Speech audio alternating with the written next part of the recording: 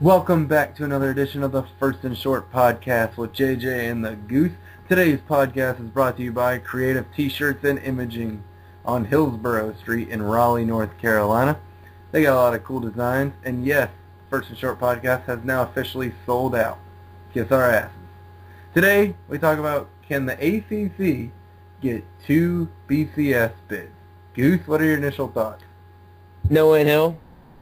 I mean, not only does the ACC never deserve to have 2 bids, it's just there's too many teams this year that are gonna get in their way. Right now, Clemson's 18, Florida State's number 12. Let's see here. The SEC is going to get 2 teams, so they're going to eat up one of the extra at-larges. Because there's 4 at-larges. But they can only eat up 2.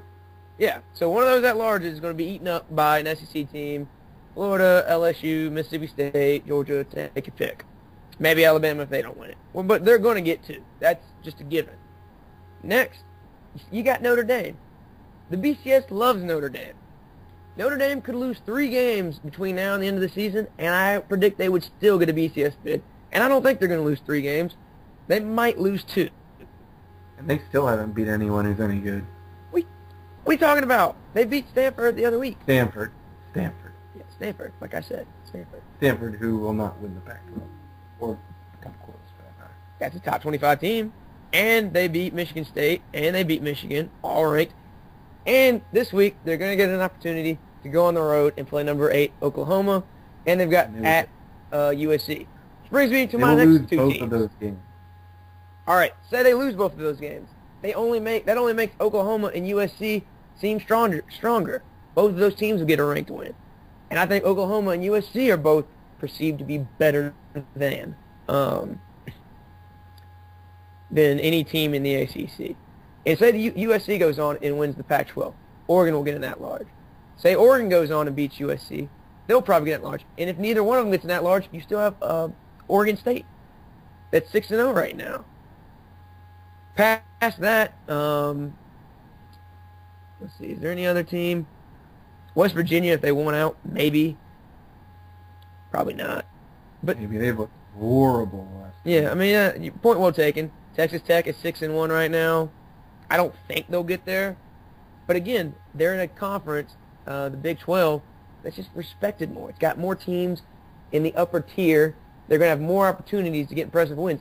Every team ahead of Clemson right now, because I presume that Clemson will be that team, has more opportunities to win. Now, an interesting aside is the possibility that Florida State wins out, goes to the conference championship, and then turns around and loses to Miami, Duke, Virginia Tech, whoever that team is. Does Florida State then have enough cred to make it into a BCS game as an at-large member? I think that's a much more likely scenario, but even then, unless they were able to beat Florida at the end of the season, I don't think it would happen. If they lose to Florida on the last game of the year and then turn around and lose to a team that they are expected to be better than, Miami, Virginia Tech, Duke, I think that drops them from the conversation. But then again, they do get Florida at home this year, and for all we know, Florida could be the number 1 team in the country. You certainly expect them to be a top 10 team going into that game. So if Florida State was able to beat Florida, then lose in the conference championship game, they could get that at-large. I think that's the more likely scenario than you get Clemson as an at-large that didn't play in their conference championship. No, not Clemson. It was Virginia Tech last year that didn't win the conference and got an at-large. Well, look at this. The last week of the regular season, you're going to see Florida State take on Florida and Clemson take on South Carolina. If the 2 ACC schools are able to sweep, and I assume they'll be underdogs in both matchups, but if they are able to sweep, I think you could see that they're gonna jump, especially if Clemson finishes 11-1. Because Clemson's toughest game remaining, I believe, is home to NC State. And NC State doesn't win in Death Valley, so Clemson could easily finish 11-1 if they beat South Carolina. All right, well, I would counter that with this. Let's assume in the top 15 at the end of the season, as at-large members, you have Oklahoma, USC, Clemson, Notre Dame, Yeah, we'll go there. And there's 3 at-larges, because like we said, the SEC will get a second at-large. And really, to a different topic, they deserve 3 teams this year. Hell, they might deserve 4 the way they're playing right now. But because of the retardedness, they can only get 1 at-large. So there's those 3 at-larges left. Notre Dame, Oklahoma, and USC/Oregon State, and Clemson. You really think a bowl selection is going to pick Clemson over those 3 programs? At 11-1, just beating South Carolina? Yeah, I think there's a chance.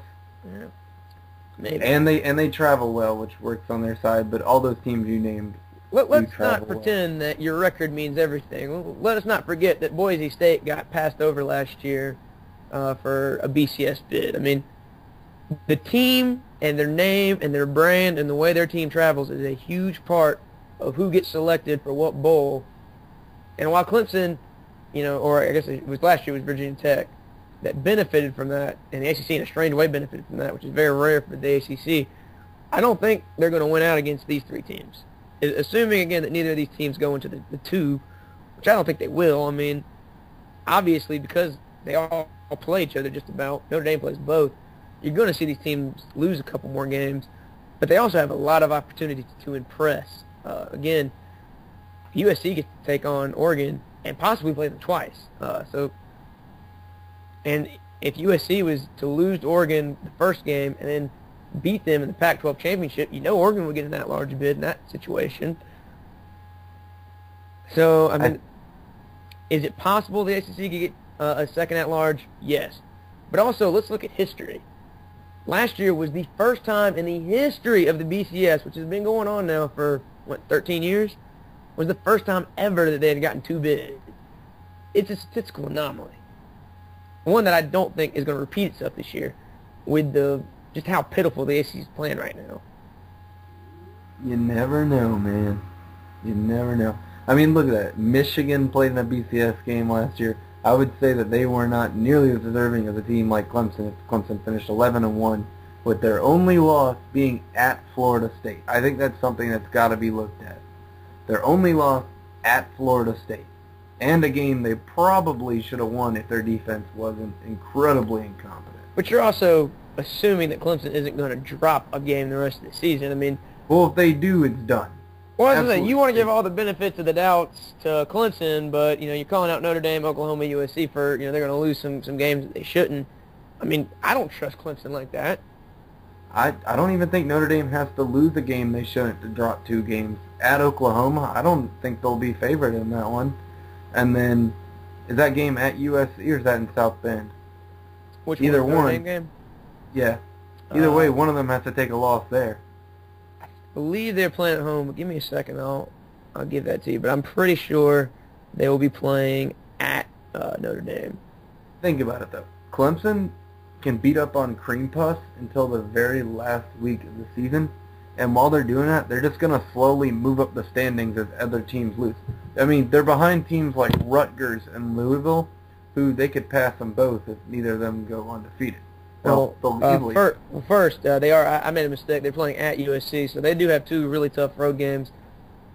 I mean, Rutgers and Louisville, I don't think that's going to end up being the issue because one of those teams is going to get the Big East bid, and as unlikely as I think that the ACC is going to get 2 bids, I think it's even less likely that the Big East will somehow get 2 bids. But Clemson will keep moving up in the rankings, is what I'm saying here. They're going to. Well, you have to be in the top 15 to get selected. I mean, that is. I don't think that'll be a problem. Yeah, well, I mean, again, if they win out, I agree with you. I think they'll be eligible, but I think unlike last year where you had a Boise State that the Sugar Bowl didn't want, so they took VT undeservingly. They're not going to have that problem this year. Because all the teams that are in contention right now are big-time programs. Now, there are a couple teams that are undefeated right now that people didn't expect.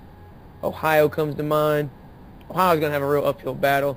And if it came between Ohio... Ohio's so far back, I don't think they can make it. Yeah, that's what I'm saying. If it came between a Clemson or Florida State and Ohio, I agree with you. The ACC is going to win out. And I think that's what happened last year. Boise State got wrongly passed over simply because of a business decision. The Sugar Bowl decided that BT, would have a better chance of selling their allotment, which was funny because they had trouble selling that allotment. And Michigan. Yeah, and Michigan, yeah. I mean, but I think the bigger issue here is I hate conference championship tie-ins to these BCS games and the limited number of at-larges to conferences. I mean, because if you just, for me, take the top 10 teams. That ought to be the policy. We're going to take the top 10 teams and then let the bowls pick. 1 and 2 automatically go to the championship, and then the other 4 bowls, in an order that changes every year, they pick from those 8 teams.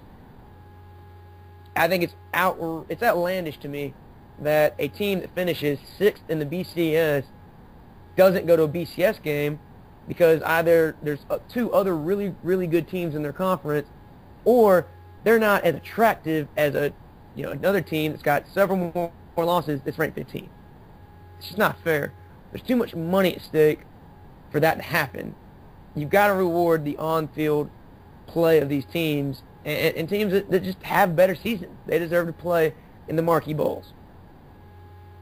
And if that were the case, the ACC would have 0% chance of getting 2 teams in a BCS bid.